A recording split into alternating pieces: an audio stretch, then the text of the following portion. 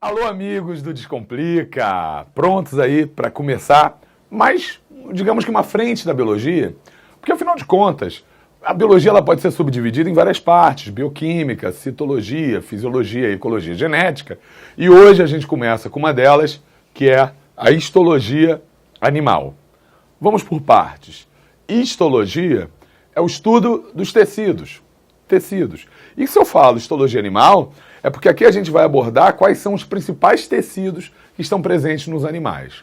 Eu espero que todo mundo aqui já saiba o que é um tecido, né? O tecido aqui não é algodão, linho, viscose, não é nada disso. O tecido aqui é um conjunto de células que normalmente têm uma mesma origem embrionária e que se organizam de forma a desempenhar uma mesma função, desempenhar funções similares. Então, os tecidos animais, eles estão em um nível de organização acima do nível da célula. A célula, ela é estudada pela citologia, enquanto que os tecidos são estudados pela histologia. Os tecidos animais, eles são divididos em quatro grandes grupos de tecido, que são o tecido epitelial, o tecido conjuntivo, o tecido muscular e o tecido nervoso. E a aula de hoje versa sobre o tecido epitelial.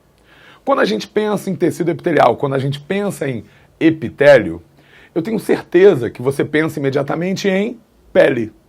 Não pensa? Mas, na verdade, a pele, ela não é um tecido. Na verdade, a pele é um órgão. E é um órgão até bastante complexo.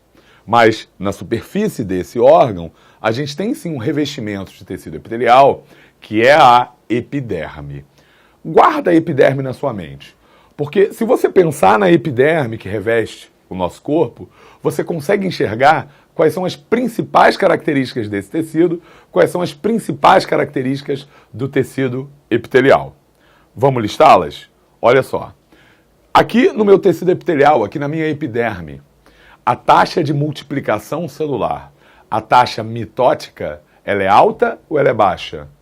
É lógico que ela é muito alta. Os tecidos epiteliais, eles têm uma alta taxa de multiplicação, uma alta taxa de renovação celular. E todo mundo aí já deve ter ouvido falar que sobre a nossa pele, a gente tem uma pancada de células mortas, justamente graças a essa elevada taxa de multiplicação.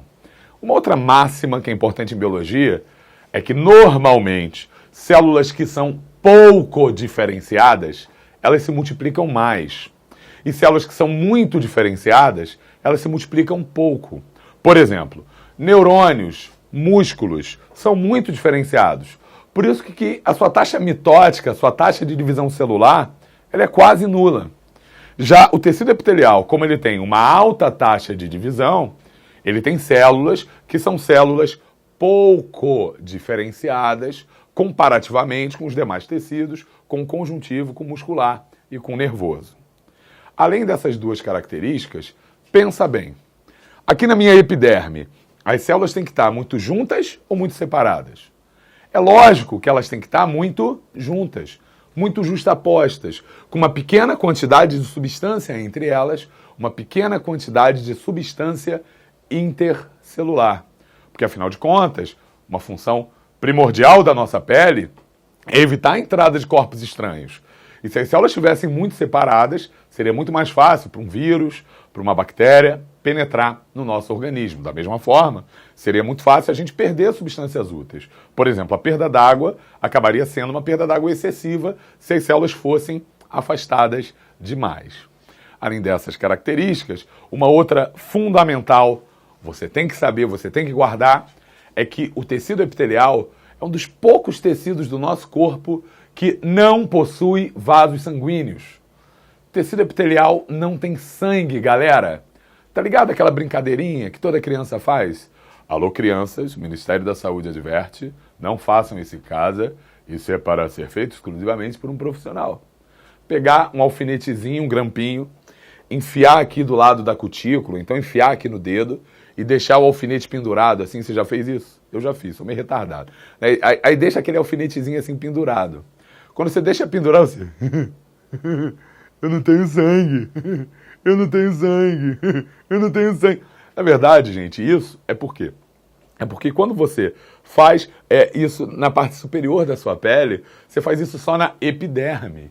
E a epiderme é um tecido epitelial, é um tecido que não possui sangue. Lelê? E uma outra característica mais específica é que os tecidos epiteliais, eles têm várias origens embrionárias.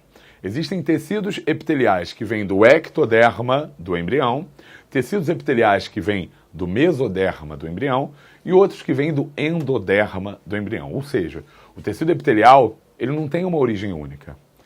Tecidos epiteliais, eles podem ser classificados em tecidos epiteliais de revestimento e tecidos epiteliais de secreção. E essa classificação que a gente vai ver já já.